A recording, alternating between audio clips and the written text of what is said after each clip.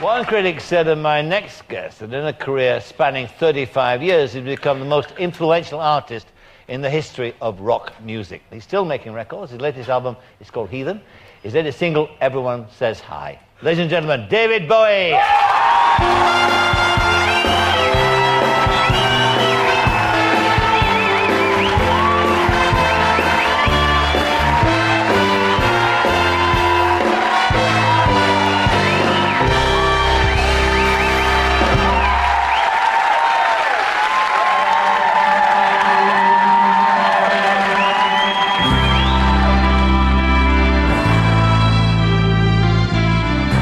Said you took a big trip, said you moved away. It happened all so quietly, so they say.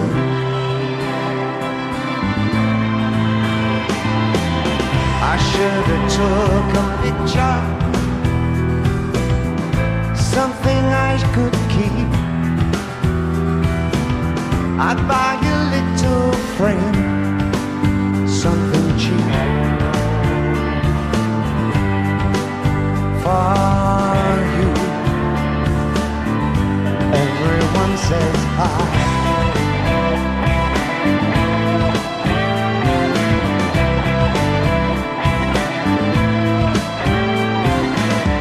They said you took a big ship. They said you sailed away. Didn't know the right things to say.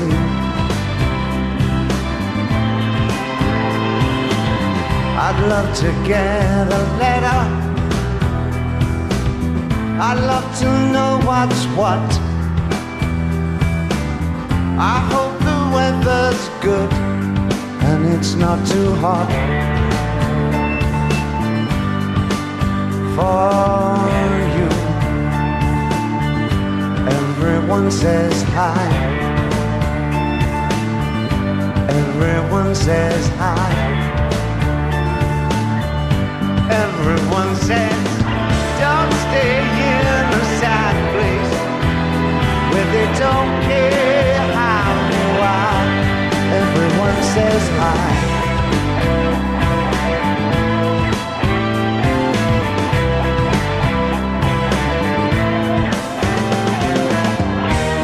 The money's lousy, you can always come home.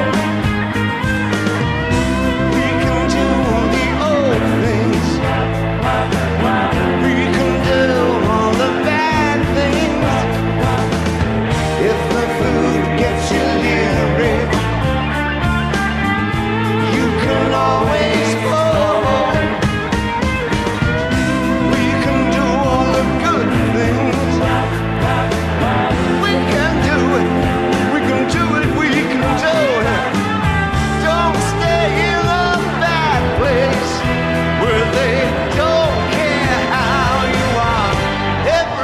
Says hi.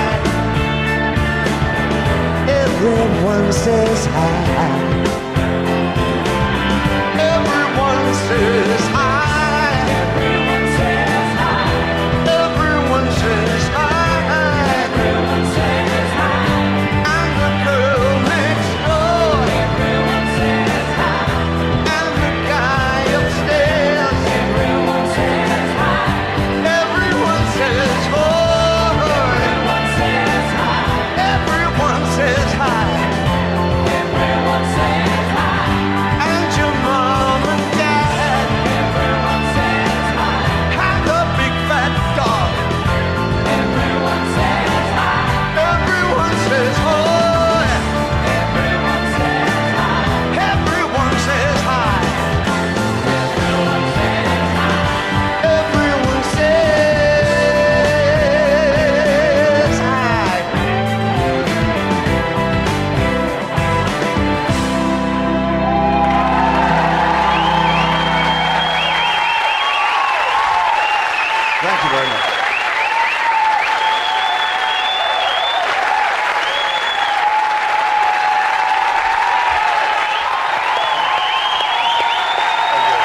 pleasure.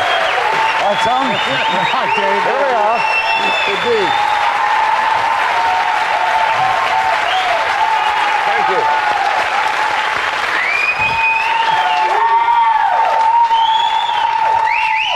One or two from Brixton in tonight. Just a couple, yeah. Just one or two, A couple of back on some. Actually, I think I recognise a lot of people from Hatfield there.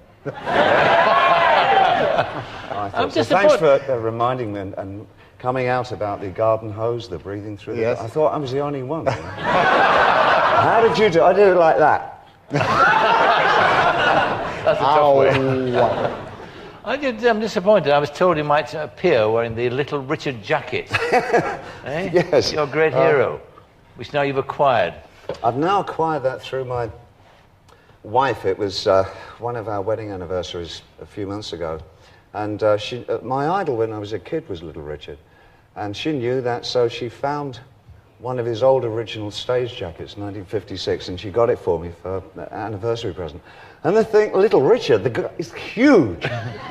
This guy, I can use it as a tent in the garden. I basically wear it on stage. I mean, he must have had like really little legs. And big body. You know, and a big body, because Yeah. the sleeves are down there on me. I saw him first in 1963, I think it was. And I think it might have been at the Brixton Odeon.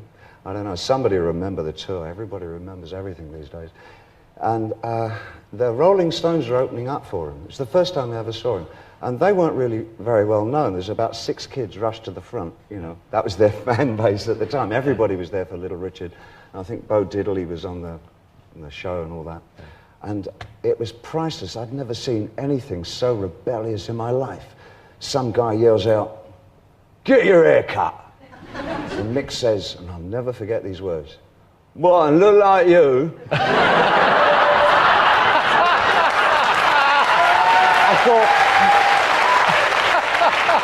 I thought, oh my God, this is the future of music. And sure enough. But was it music that engaged you, or was it the sort of showmanship of it all? It was really the music and the showmanship of it all. It was the combination, I think. I mean, I remember my mother was really, she didn't realise what she was starting, but she would always say at breakfast, "Oh, I could have been a singer, you know," and then she'd sing, and there was this thing on radio, Two-Way Family Favourites, I remember, on a Sunday, when I was about 6, and every Sunday without fail, this thing by Ernest Luft was sung, and it was "Oh for the Wings of a Dove." That's the boy soprano. He was a boy soprano. Oh, yeah, he's dead now, isn't he? Yeah, he's dead. Yeah, and he was, what, 90 when he died? His voice went before he died. Oh, is that what it is? And my mother would say, "Oh, for the wings of a dove, far away, and all this." And she was really good, and I thought, that's, you know, maybe she would be a singer. You know, she'd be a great singer. Yes. So that was like one of my first influences, I think, was Ernest Luft. But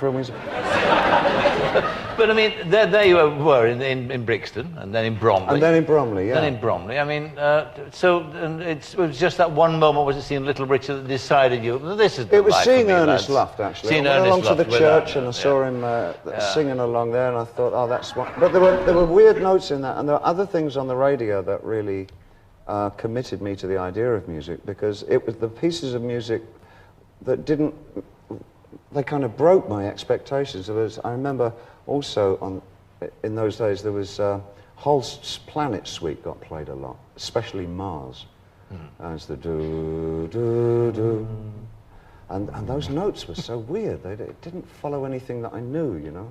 And songs like that and pieces of music where the notes didn't go the right way really got me, like Tubby the Tuba. Remember Tubby the Tuba? I do. Yeah, Sparky and the Magic Piano. No, that had a regular, that was a kind of a... Sorry, I mentioned that. Right. No, not Sparky the Piano. Tubby the Tuba. Well, that one.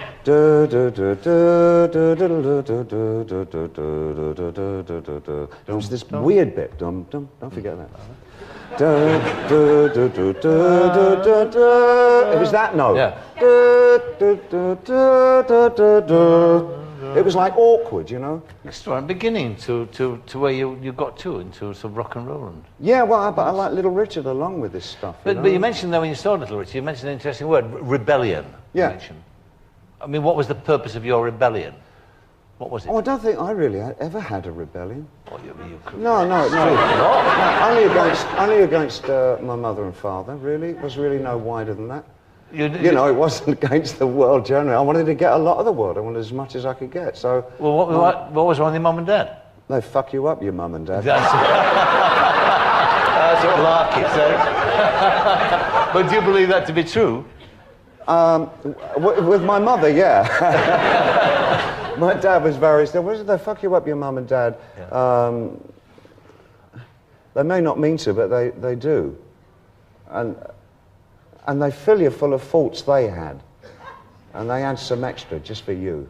The last verse is great, though. What was the last verse? Do you remember? I don't. It's man hands misery onto man. It deepens like a coastal shelf. So get out as soon as you can and don't have any kids yourself. Now that's an English poem, isn't it? So you didn't like your mum and dad or what they'd done to you? Wings of a dove. There's a funny note in that one, you see. Yeah. Weird, isn't it? So, what I'm trying to get at now, I'm even more confused than when I first started, but... Oh, you don't know? I confuse myself Mr. Hanks is sometimes. totally confused. No, he's not. No, I'm don't still let the suit fool you. I'm still going through Tubby the Tuba in my head. Where did Ziggy Stardust come from?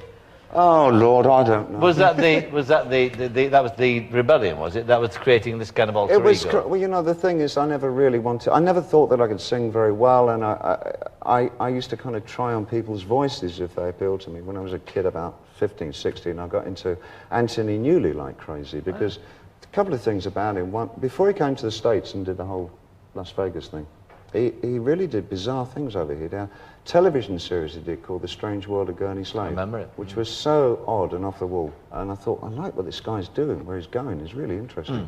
And so I started singing songs like him, but I was reading a lot of stuff like by the Angry Young Men generation, you know, and Keith, who is it? Was it Waterhouse? Keith Waterhouse. Yeah, Keith Waterhouse and John Osborne and stuff like that. And so I was writing these really weird Tony Newley type songs, but the lyrics are about like lesbians in the army and cannibals and paedophiles and things like that. It was this kind of, you know, I thought, yeah, this is my bag. This is what my career is going to be like. And the first album, it really is the most extraordinary piece of work in that way. Yeah. I mean, utterly forgettable, but it's... But there's no faulting its ambitions. But what about that sort of androgynous appeal that you developed? I mean, where did that come from? That sort of feminine side of you? Oh, that's just me being camp, really. But when did you first start being camp? When I put those clothes on, funnily enough. Amazing what it does to you when you drag up for the first time, isn't it, Tom? It can be a lucrative career for a while, anyway. No, I tell you what was even funnier, though, was getting my band to put the clothes on. Because my band were all from Yorkshire. I've got to tell you, my father was from Yorkshire. From Tadcaster, wasn't it? Yeah, well, somewhere between Tadcaster, Doncaster and York. So he's from there, and my mother's family were from Lancashire. So when I hear somebody, you know, I'm straight, I'm nearly there, you know, I want to be, I've supped some stuff to eat. I can't help it. It's, so I'm trying desperately not to get into a accent. It's really hard. You do it very well. You sound like my dad, you see. It's really off-putting. I won't look at you. All right. I will, actually, because he was a good man. So these guys all came from Hull, you know, we're going to play a rock and roll band, they like the songs and all that. And I said, yeah, it's great. So, do you want to see what we're going to wear? Oh, yeah, right. Okay. No way. Bloody right, I'm not putting that on. I said, no, believe me, you'll look great. It'll really suit you. Yeah, right. And so I don't know how I did it, but I managed to talk them into doing it. A couple of nights later, we'd done a couple of shows, and all these girls were all over them. And suddenly the dressing room procedure was really different. It's right. Who's got the blush? Hey, Trevor, have you finished with that mascara? It was a phenomenal thing. Amazing. A little bit of eyeliner. So when you look back on that now, do you remember? Obviously, you remember I look back as rarely as possible. Do you remember it fondly? I do. Yes, absolutely. We had some wild times. It was a fantastic period. We had no idea what we were doing. We really didn't know which way the whole thing was going. I just knew that I was getting bored very quickly. That's the the great tragedy of it, I suppose, in my eye, well, no, not really, because it was great to let go of it, but I tend to grasshopper about. My attention span is very short, as you can probably gather. And there was a period after, we were only together for 18 months. The whole thing was over in 18 months, the whole Ziggy Stardust thing. And a good halfway through, 9, 10 months into it, I knew it was over already, and I just wanted to move somewhere else. There's new kind of music. I wanted to write something, a different kind of theatricality I wanted to bring into it, and all that. And it was... the last few months, I was really like treading water. I couldn't wait to finish. And you know, the amazing thing is that you nearly threw all that away, all that creativity, through drugs, and you got through it in the end. Yeah, well, I guess all that period was pretty fine. You know, it was the later years, the later part of the 70s. But my story in terms of drugs and the alcohol and all that is no different to anybody else's, and it's almost a textbook story. So. Except you survived it. Yeah, well, a lot of us did, you know. I'm not the only one by any means. Just tell me, because it's fascinating research. Right. So about you saw a guy on CNN, a doctor was talking about the effect that cocaine had on the human brain. I don't know if it changed your mind about drugs, but certainly had an effect of making you not want to take drugs. Oh, that actually, yes, no, that didn't put me off at all, actually, when I saw that. I saw that in, like, it was in the 70s, and I saw that, and I said, whoa, too cool. I mean, it was like, there was showing a brain of cocaine users and all the holes that were in it. They're great, huge holes. I thought, yeah, that's me. It didn't occur to me that this was a bad thing. I mean, that didn't come for quite a while later. Really. And what started the change? What was it? You can't have relationships with anybody. You don't know anybody else exists. It's just, you become a really dreadful person, you know? And I just think I got fed up with being a dreadful person. That's really as simple as that. And I guess I was lucky that I was able to knock it on the head, you know? And what about being a new father now? Because you've got a 2-year-old child now, haven't you? Yeah, I have indeed. Wonderful little girl, Alexandria. And also a wonderful boy, 31 years old. Yes, so I've got two. And I've got also a stepdaughter, of course, Zuleika, who's 21. One imagines, of course, then that the 31-year-old, when that period of time when you had the boy, that in fact you were kind of an absent father in many ways. I was. I mean, you know, I was on tour all the time. I was very ambitious. I was young. I was keen to go and do these stage things. And I was just whizzing around the world half the time, you know. And now, of course, you've got time to still relive that, in fact, recapture Absolutely. it. Yeah. I mean, I was very lucky in a way. I mean, the marriage, of course, went hopelessly wrong very early. But Joe was with me since he was 5, 6 years old, so I was kind of a one-parent family since he was that age. Are you a sort of new-age father now? Are you a nappy changer? Come on. No, I'm ridiculously Victorian. I'm absolutely hopeless at that kind of thing. I've got a huge admiration for guys who can get in there like that. I just can't. I mean, well, I didn't. My wife didn't let me, which was great. She was, oh, get out of here, you know, and she was like pinning and wrapping things up, and, you know, I knew there was some kind of, something in there was being prepared, and at the end of it all, my little daughter came out. It was great. But I'm good at saying, this is a book, and we're going to look at this, and, you know, come to this museum, and I'm kind of fairly good like that, I think. Yes. What about, how much now is left of the lad from Brixton, do you think? Not very much, I think. I mean, you know... What moves on? I mean, I never became who I should have been until maybe 12, 15 years ago. I spent an awful lot of my life, as I think most people in so-called entertainment industry, actually looking for myself, you know, and understanding what it was that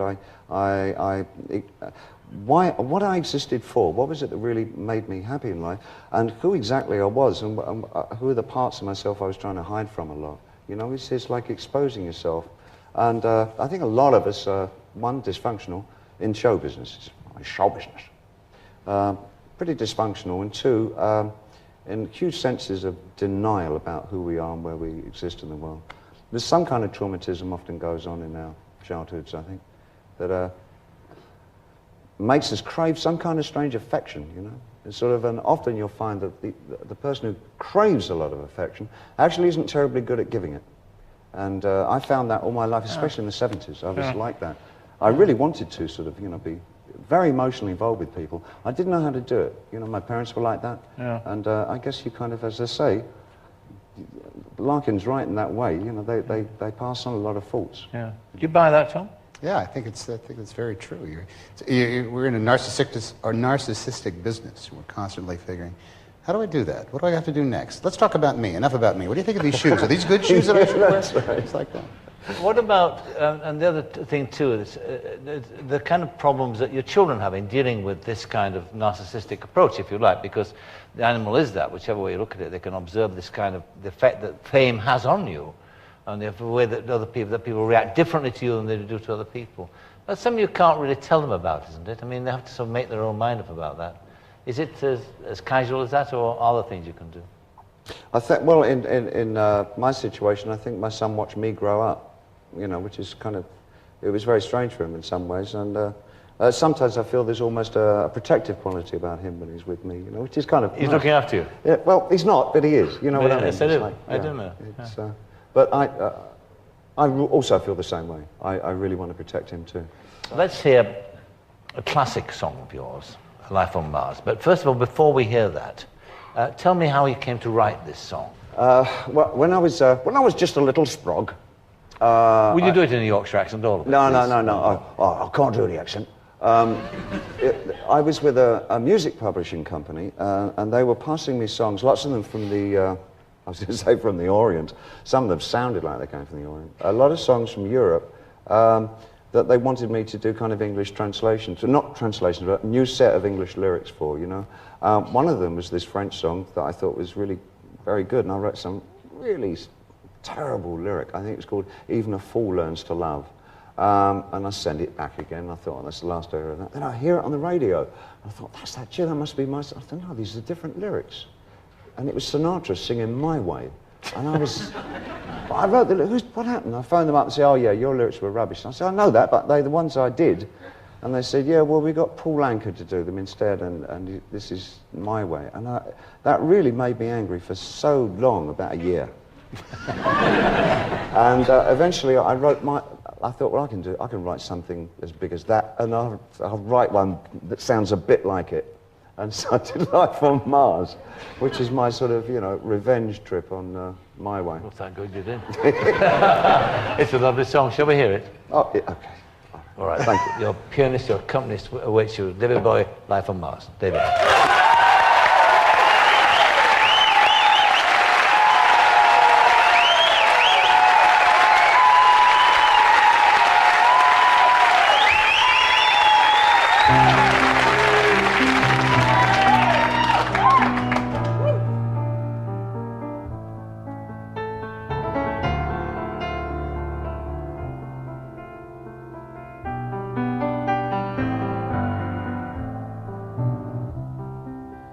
It's a god-awful small affair to the girl with the mousy hair, and her mommy is yelling no, and her daddy has told her to go, but her friends are nowhere to be seen as she walks through her sunken dream to the seat with the clearest view.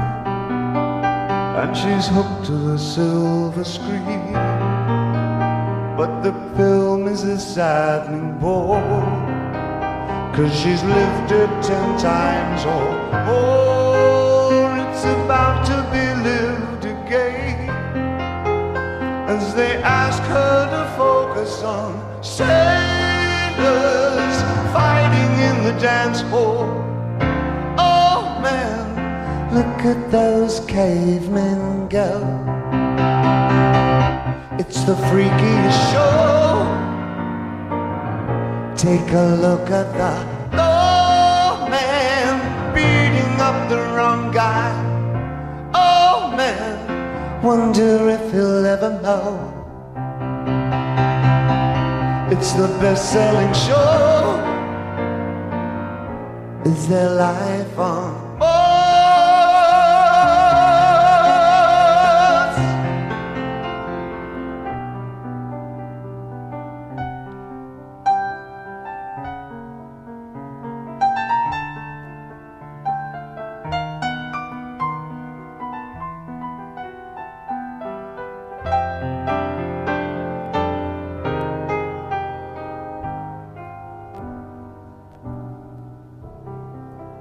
It's on America's tortured brow.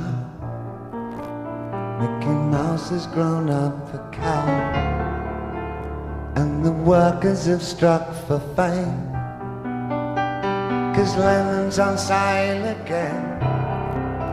See the mice in their million hordes, from Ibiza to the Norfolk Broads. Rule Britannia is out of bounds, to my mother, my dog and clowns. But the film is a saddening bore, for I wrote it 10 times or more. It's about to be writ again, as I ask you to focus on sailors fighting in the dance hall. Oh man, look at those cavemen go. It's the freakiest show. Take a look at the lawman beating up the wrong guy. Oh man, wonder if he'll ever know he's in the best-selling show. Is there life on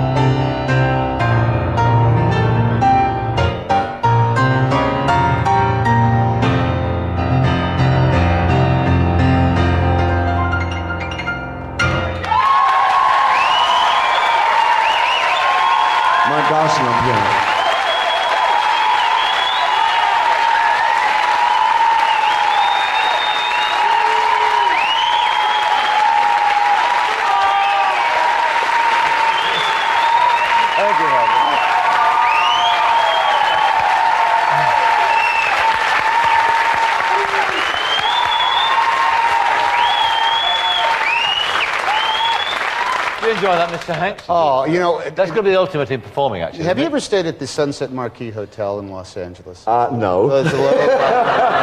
Yes. Legendary place. Well. Legendary place. Yeah, and literally a few parties. I've gotten lost there a few times. Yeah. But the patio is split right in half. There's actors on one side and there's musicians on the other. And the musicians are all looking at the actors. Oh, look at those actors. They've got it so easy. They just say the lines. It's people who write for them. They don't have to work. And the actors are all looking at the musicians. Look at those musicians. They've got it so easy. All they do is play the guitar and stand up and sing. And then you've got the comedians down the end. Yeah, they're all goofing around. From everybody. Yeah, they're asking you what you'd like to have to drink with your sandwich. That's absolutely true. I know every musician I know either wants to be an actor or a comedian. And comedians likewise want to be actors or musicians. And I think there's quite a few actors who would want to do. But you're happy doing what you're doing now? Oh, absolutely. Completely. You find yourself at a kind of a lagoon state of life now. Really? I think so. Oh, that's very nice. That's with the hose. Yeah. What can I want? So, David, then, so after this, what? You're on tour at present? And I'm going. I want to see. I'm missing my wife and baby like crazy, and you know, have a good long writing thing afterwards. And whoops, I didn't want to go there. And then Christmas comes, and we'll be, you know, sort of going through all that. And I think my daughter's ready to really take the tree in now. You know, 2.5. It'll make sense, won't it? Well, thank you for talking to me tonight. I've really much enjoyed it, and I hope to. It's been a great do it again pleasure sometime. meeting you both. It's been lovely. David Bowie.